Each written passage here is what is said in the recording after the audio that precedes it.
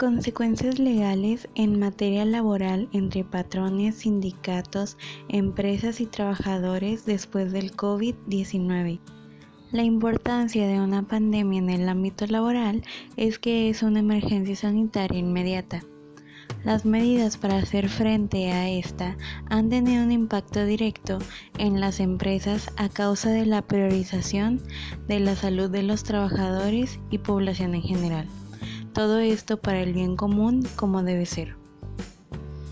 Las condiciones de trabajo no se pueden cambiar unilateralmente. Para ello, se necesita llegar a acuerdos por medio del sindicato con el patrón. Esto se realiza con el consentimiento del trabajador y la autorización de la Junta de Conciliación y Arbitraje correspondiente, en el que no exista una renuncia de derechos. No respetar acuerdos o lo dicho anteriormente puede llevar a rescisión del contrato laboral por parte del trabajador por razón del artículo 51, fracción 7, con indemnizaciones establecidas en el artículo 50 de ley consistente en 90 días de salario integrado, 20 días de salario por año laborado, si este es contratado por tiempo indefinido o indeterminado, 12 días de salario por concepto de prima de antigüedad, partes proporcionales de aguinaldo, vacaciones y prima vacacional, las cuales son explicadas mayormente en el artículo 52 de la Ley Federal del Trabajo. Otras problemáticas por las que han tenido que pasar las empresas es que han llegado al cierre definitivo por quiebra o bien reducción definitiva de los trabajos debido a la falta de actividad laboral y por lo tanto falta de ingresos, es decir, no pueden sostener sus empresas y tienen que recurrir a estas decisiones. En estos casos, de acuerdo al artículo 434 y 436, se dan proporcionales legales de aguinaldo, vacaciones, prima vacacional, la prima de antigüedad, según artículos 162, 485 y 486, además de 3 meses de salario. Bueno, como sabemos, las autoridades declararon una emergencia sanitaria por causa de fuerza mayor por el COVID-19, en donde no permite a las empresas dejar de pagar a los trabajadores para suspender temporalmente las relaciones laborales y solo otorgar una indemnización de un salario diario por 30 días. Es por eso que se buscan acuerdos con los trabajadores que beneficien a ambas partes, ya que sabemos que los patrones y los colaboradores tienen derecho a tener un acuerdo para pactar o revisar los beneficios, salarios que existan en la relación jurídica y permitan preservar las fuentes de empleo.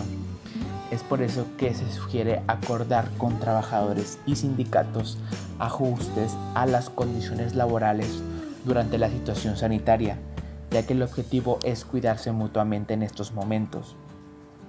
También es importante documentar estos acuerdos o convenios, pues cabe la posibilidad de que la Secretaría del Trabajo y Previsión Social, la STPS, intente multar a las empresas por reducir el sueldo.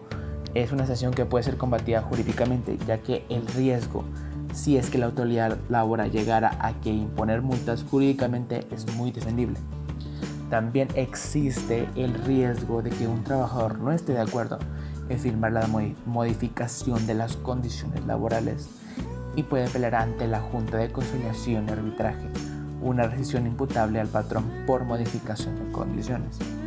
Sin embargo, actualmente los colaboradores están teniendo la situación y se están solidarizando con las empresas, ya que lo que menos quieren es perder su empleo, ya que esta contingencia ha hecho que haya menos producción tanto en ciertas empresas que no son esenciales y mucha gente necesita el empleo. En situaciones como la actual, para evitar los riesgos anteriormente mencionados, se puede recurrir al llamado paro técnico.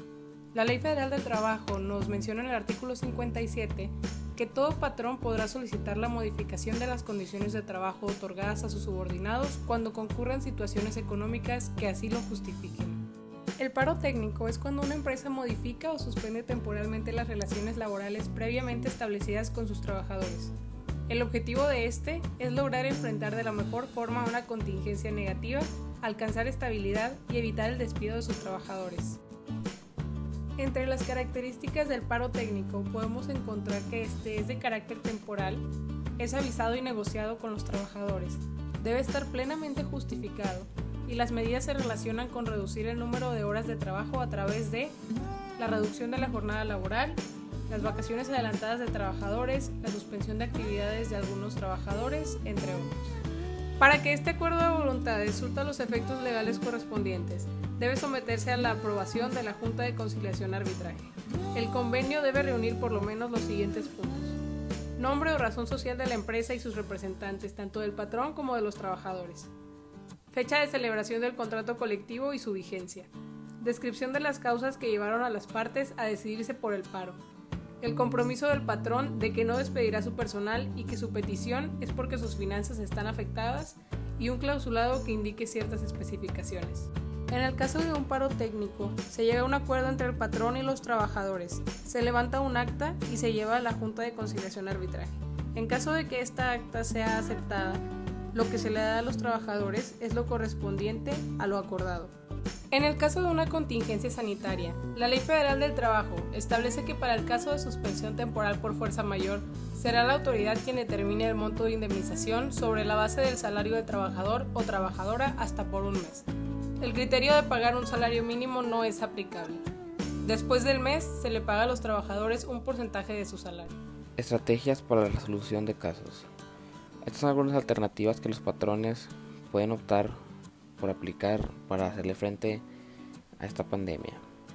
Empezando por las más básicas, la primera y más utilizada es la implementación del home office. Esto consiste en que las personas que no requieran estar en la oficina o estar en la planta trabajen desde su casa con sus computadoras. La que sigue es la reducción de prestaciones. Esto básicamente consiste en que si antes te daban 30 días de vacaciones, ahora te van a dar 15.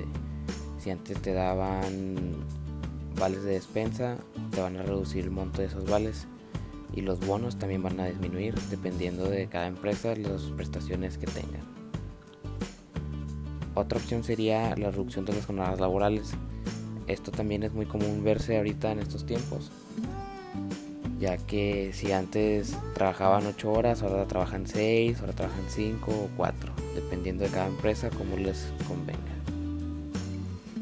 Otra opción sería crear brigadas o grupos laborales. Esto consiste en dividir a los trabajadores en secciones o por grupos y establecer qué días y qué horarios van a ir a trabajar cada uno de esos grupos. Otra opción sería trabajar medios turnos. Todos los empleados que trabajen medios turnos, ya sea alternados o todos al mismo tiempo. Estos acuerdos son un poco más complicados, pero igual son viables y se requieren de más elaboración. Empezando por el primero, que sería el pago de vacaciones. Para evitar pagar el sueldo regular, lo que se hace es mandar a su casa a los trabajadores con el único pago de las vacaciones, para así evitar pagarles por quincena o por mes o semanalmente, dependiendo el pago que regularmente recibirían. Otra opción sería no aumentar el salario en diciembre, para así evitar despedir a los trabajadores. Esto consiste básicamente en mantener el mismo sueldo sin ninguna inflación, para así ahorrar costos de nómina y no despedir a nadie. Otra opción que también es viable, suena un poco raro, pero es común verse que el sindicato apoye al patrón con el pago de las nóminas. Documentación requerida. Esta documentación es muy básica, ya que solamente requiere ser representante del patrón, representante legal del sindicato, que ambos cuenten con una identificación oficial con fotografía, que cada quien lleve copias de la identificación, esto es para el expediente, y pues claro, el contrato nuevo. donde se especifiquen los nuevos términos y las nuevas prestaciones.